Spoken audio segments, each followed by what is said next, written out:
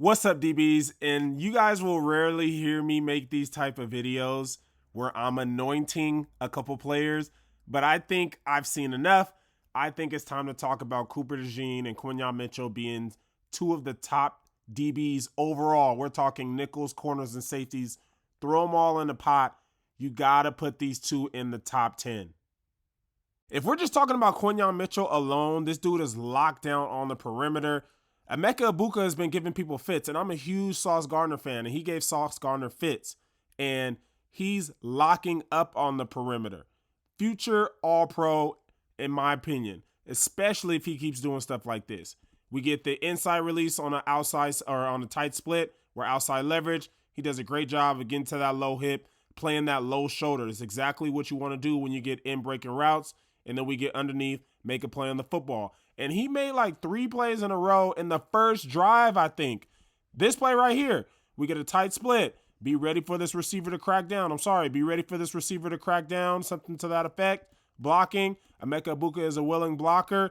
And your corners have to be dogs on the perimeter, not just in the pass game, but in the run game. Look who shows up and makes an open field tackle on this running back for a minimal gain. You know how hard it is to get corners to be able to consistently lock down on the perimeter in the pass and in the run game. And you see Quinyon Mitchell jawing with everybody, which shows me he's a true dog. Like, you want your corners on the outside to be actual dogs. You want them to be able to set the tone, to be able to strike fear in these receivers. Great job here. Moment of truth. We do a good job on that outside release to the fade. Get chest to chest immediately. Get chest to chest. Find the football and play through the hands. Receiver has it. We punch through the hands. That's textbook technique. All right. 3rd and 3. We do a good job of being patient here. Get upfield shoulder on the slant. Once he breaks back out for the whip route, great job keeping our hands low, riding his momentum, and then making a tackle. We're off the field. Guys, if you're really watching what's going on, this dude had I think he had 7 targets from Chris Godwin and Emeka Egbuka alone, and he only gave up 2 catches for what, 10 yards? Guys, I'm willing to say that he for sure is going to be in a Pro Bowl, and that's a no-brainer. But the way the Eagles are operating right now, I think he's going to be an All-Pro. And before we get into the great white hype, Cooper DeJean, let's have a word from our sponsor, Q-Collar, FDA-cleared device proven to reduce brain injury.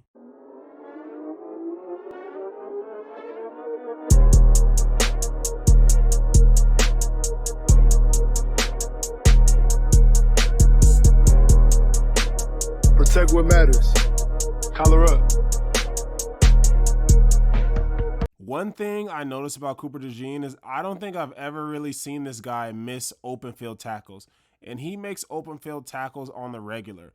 And when you talk about Quinyon Mitchell being a dog, Cooper DeJean is a dog, guys.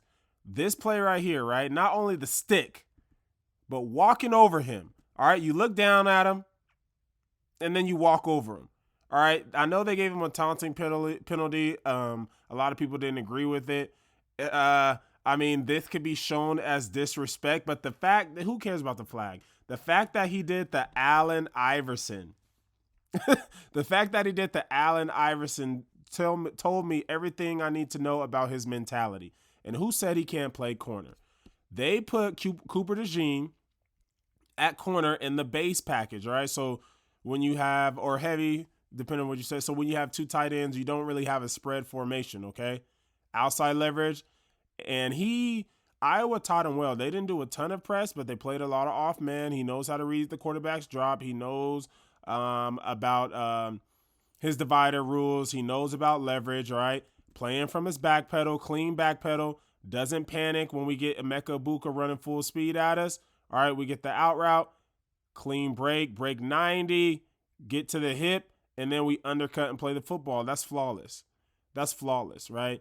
And then when he is playing on a nickel, guys, a lot of people watching the game don't understand that having a sound tackler, right? One shot and he's down, okay? One shot and he's down type of tackler, that is such a valuable resource to your defense, especially on the perimeter. Because at the nickel, whenever we're a force player or if we're a corner, whenever we miss tackles, there's no one else there, right? So look, everybody on the defense is on the inside. He's playing corner right now. First, Emeka Buka, get off me, weight room issue. All right, get off me. All right. And then he gets downhill, boom, cuts him down by himself.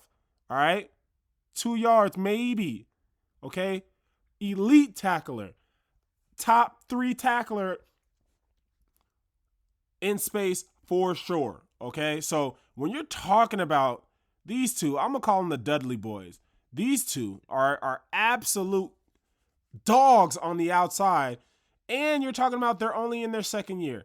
And you're talking about they're going to consistently be on that stage where they're winning. They got a pass rush. They got good linebackers. They got great scheme.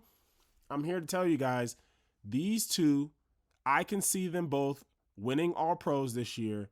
And the way the Eagles are structured, right, similar to how the Chiefs are, where they're going to be in the dance every year. They're going to be on that platform. I think these two are on a Hall of Fame trajectory.